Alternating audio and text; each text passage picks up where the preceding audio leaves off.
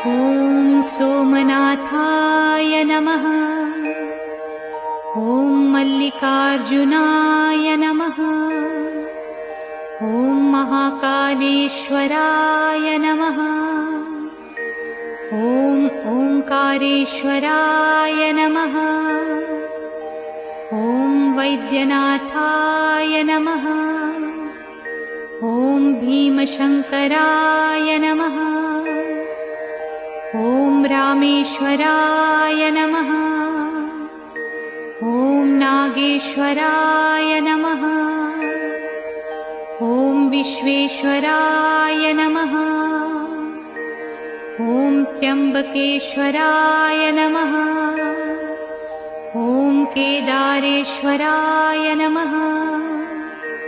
ॐ भुस्मेश्वराय नमः।